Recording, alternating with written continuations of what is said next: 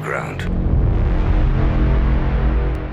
And welcome to the first ever edition of this Lucha Underground podcast. I'm Matt. You may remember me. I'm the guy that occasionally looks at China's adult career online, or other Lucha Libre films, or films from WWE studios. You can follow me on Twitter at MaskReviewer, or give the Pile Driving Critique a like on Facebook or YouTube. You could be a subscriber for all I care. I'm joined with my friend Ryan here today, and we're going to take a look at the first two episodes of Lucha Underground, starting with the first from Season 1, Welcome to the Temple. Ryan, it's good to have you here. What'd you think of the show?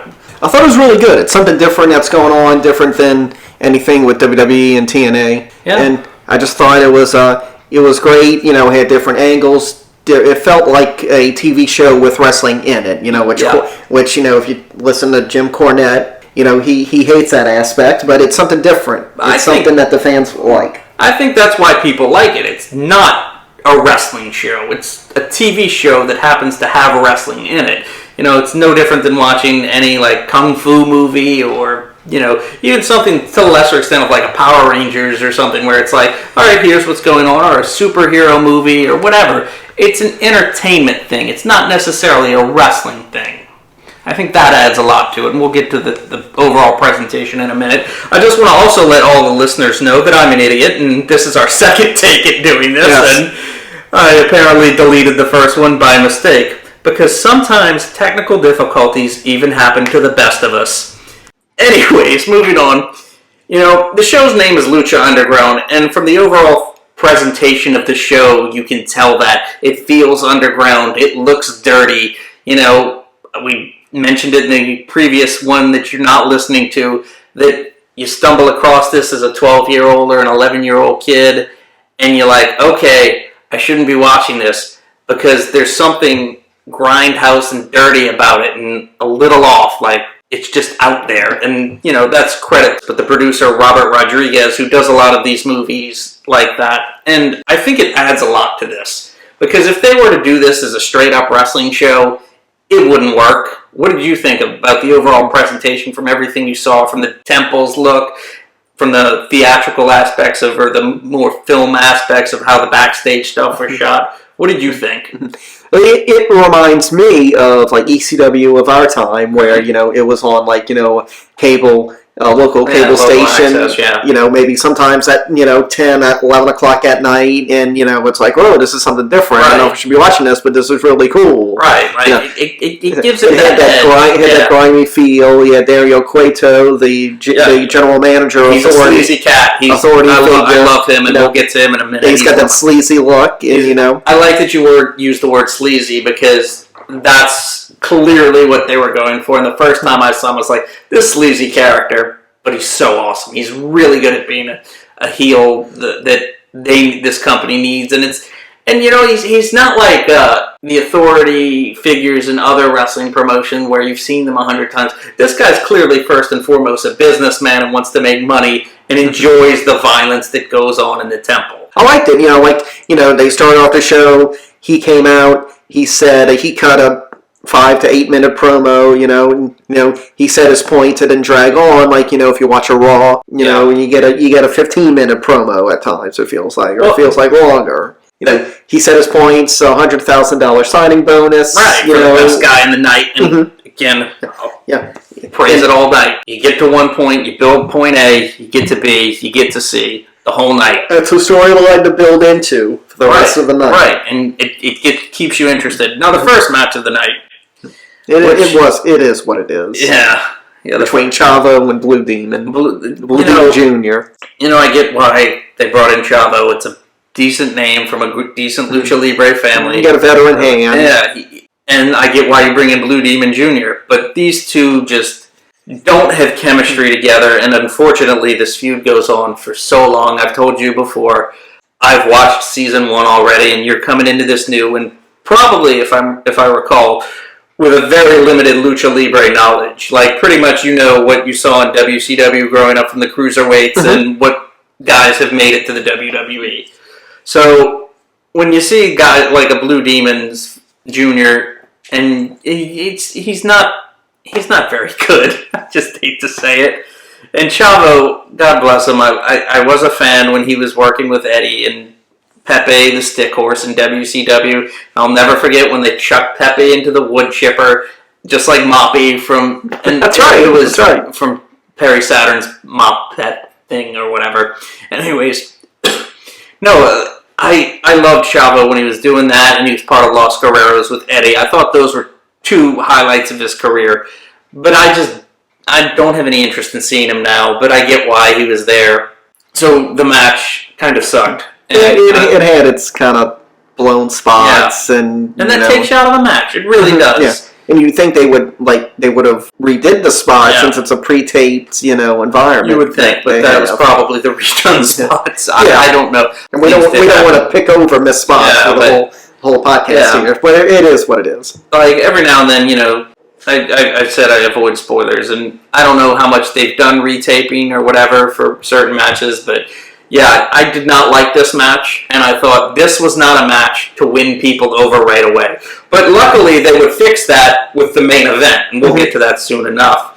Moving along, what was next? Was it the... I think it was the Conan Dario Cueto meeting. The Office, yeah. Mm-hmm. And then they had different camera shots of that. I like that. It seemed more of a film. I don't get why other companies have never tried this before. My degree's in film, as you know, and now all you know online.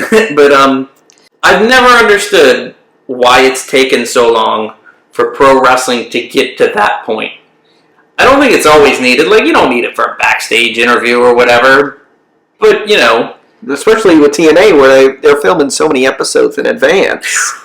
Well, Lucha Underground does it, and look how well they're doing it. Yeah, at least Lucha Underground's getting it right. Yeah. But yeah, I love the idea of the backstage stuff being more like a television show. And you know what? We didn't even talk about this last time. What I really like, and you'll see this, Vampiro and Matt Striker don't ever acknowledge the backstage stuff. So the angles and stuff, they don't even know they're going on. They just know, okay, this is the action in the ring. This is what we have to pay attention to. And I like that. I like that they don't know the whole story. And it also gives the element of the wrestling audience in the arena doesn't know the whole story. So those people who went to those tapings didn't see the slight build of everything going on, giving them a reason to watch the show. And you can avoid spoilers that way, too. Right. And it's just, I love everything about that. So then we have the... bit of Lucha Underground controversy, I would say. Yes, with Son of Havoc versus Sexy Star. Yeah, the intergender matches that are giving Lucha Underground a lot of, at the time, I guess, I'm sure it's died down now, a lot of criticism, and I'm of two minds with this. I really like the equality stuff. I think it's a staged environment. Wrestling's a show, so it's no different than watching Buffy the Vampire Slayer kick the ass of a male vampire, or the Black Widow in the Avengers movie fight Hydra or whatever. It's no different than that. Or Xena the Warrior Princess fighting a Greek character or whatever. But pro wrestling, for the most part, no matter how cartoony or ridiculous it's ever gotten, in the context of watching the show, it's always treated as real. What you're watching is real. Except in Lucha Underground, because Lucha Underground has set up this really creatively and bizarre universe that I love. But with so much going on with domestic violence and, man should never hit a woman, I feel like it gets to a point where it's like, why are they doing this? But then again, it goes back to that alternate thing. Okay, this is not what I'm supposed to be watching. This is different. This kind of makes you, in a way, feel bad for watching it, or feel a little dirty. And that's not necessarily a bad thing. It's just, should I really be watching this? Should I... Why am I cheering for this guy? Why am I cheering for this woman? Why am I doing? But, what are your thoughts on all that? I guess the reason, just in my opinion, Lucha Underground, went with the whole intergender matches, it's in a controlled environment, a fictional realm, a choreographed stage here. Well, here's the thing. I feel like the whole intergender matches, and unfortunately we lost all this audio beforehand, we had, for the most part, they handle them really well. They're booked very creatively. Even the heels are like, no, I don't want to do this. I don't want to beat up on a woman. I don't want to, and they either go for the pin quickly or they shove the woman away or tell her to go like Matt Cross or, Son of Havoc said, get out the ring and get counted out. I don't want to do this. Yeah. And that's a heel doing that. But it's all about equality, and I can kind of understand it. But they're all handled and booked really well, I will say, for the most part. Unfortunately, when you do get to the moments where it's like a giant roided out wrestler versus, a 120-pound woman, you get to a point where it's like, all right, let me just get past this segment. And you'll see those matches later because they're just really uncomfortable to watch. It's one thing to watch a 120-pound guy or a midget get a big boot to the face, but when you watch it happen to a woman, there's something in you that just clicks and you're like, I don't know about that. Mm-hmm. So that's all I want to say about that. Do you have any more to say on that subject? I'm really interested to see how it goes. I know Evilise will be in later episodes, and I've always been a fan of hers since Tough Enough and her short time in NXT. Yeah, she's really good later on. I will like going to she's part of a lot of the intergender stuff, and she's one of the people that it's believable. I mean, Sexy Star is really believable in the role too, but again, you get to a point where it's like you'll see later on with certain matches like Big Zeke facing someone, and you're like, yeah, how is that realistic in any way? But what did you think of the intergender match itself? I thought it was good for what it was. Yeah, Sexy Star is very talented. And her character with, going through abuse, and I'm not sure how much that's character and how much that actually happened in her life. And if it is, God bless her, because she's doing what she loves and whatnot, and is an inspiration of people everywhere, I'm sure. But again, I don't really know if I need to see intergender matches. And this is coming from someone, by the way, who thought it was hilarious when Andy Kaufman was doing his intergender thing. So I'm not saying it can't be done right or can't be done for entertainment. I'm just saying the times are different, and I'm not sure today's the right climate or environment for it. So what happened after that? Was it the Puma video? I think it was the Puma training video when Conan, went down there. He's standing ringside watching them train. How do you feel about seeing that sort of training video? I mean, they kind of do this with WWE occasionally, like they're doing it with the Shane McMahon thing, and yeah, I like it. I still think WWE's like, I guess what's what I'm thinking. Promote recap videos and everything are just bar none over just every not corporation company, every company. Yeah. I think Lucha Underground. One of the things that was complained about by Jim Cornette was how overproduced Lucha Underground is, and yeah, it is. But again, it's a TV show. It's not a wrestling company. This is not a wrestling company. I will fight anyone to the death, pretty much, that says this is a wrestling show and a wrestling company. This is a TV show that does pro wrestling.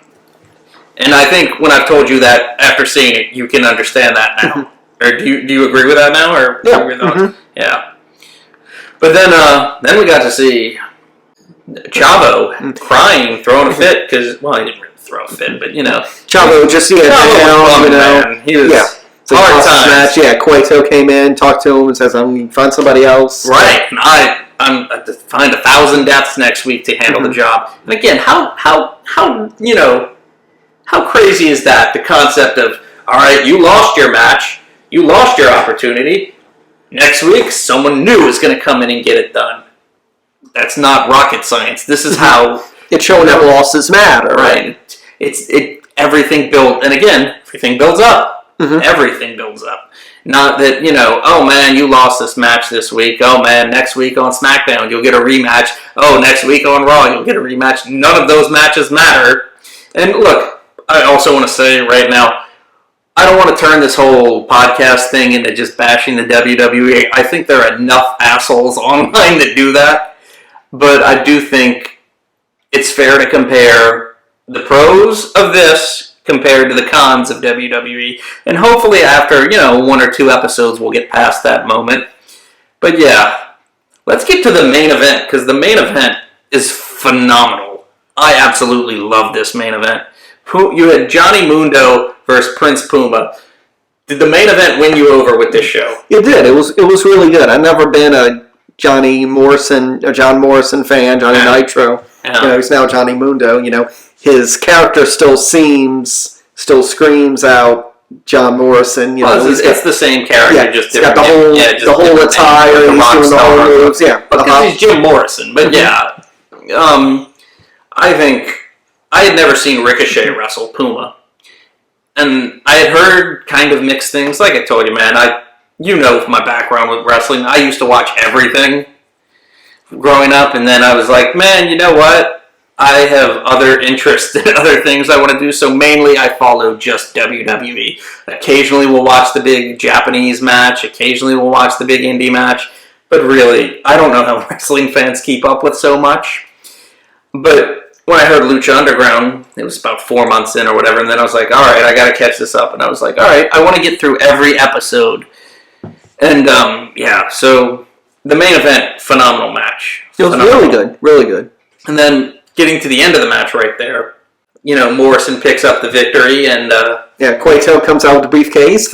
Mundo thinks he's going to get the $100,000, and Cueto closes his briefcase. You know, I love it. Mundo's trying to. He is so good at that. Mundo's trying to fight the briefcase from him, and these two guys come out that look like LAX. Yeah. You know, looked like Homicide and Hernandez. Homicide will get there soon enough. Okay. Don't you? And probably Hernandez. Yeah. He's been in it too, huh? I don't remember actually. Oh shit! No, it's Hernandez that has been. It wasn't Homicide. My bad. Okay. I was trying to think. I was like, which one does the border toss? And then I was like, oh, that's Hernandez. But yeah. Yeah. They beat up Mundo, and then the guy formerly known as Big Zeke, Ezekiel Jackson. You'll find out he's. He came out, beat up Prince Puma, you know, and then it shows, you know, the show ends with them standing tall. Cueto being like, I'll sign these other guys, you know, right. finding the best wrestlers around, so you got to like a pretty much a faction between them. And it works. Mm-hmm. It's something that leads you to want to watch the next episode, the next week. Sequential television, you know, it's, okay, this happened this week, what's going to happen next week? That's right. This is going to happen next week. What's going to happen next week? It's really good at building towards the next week and making sure you want to catch the next episode. So that about wraps up the first episode of Lucha Underground. What'd you think? I thought it was good. That was good. I'm interested in seeing more and see if I can get into a rhythm of watching more episodes. Well, hopefully, you know, after I retarded and deleted this first episode, we can hopefully won't get deleted again. Power through this second episode and do another one of these in a minute. But alright guys, we're going to watch episode 2 now and then hopefully record. See you next time.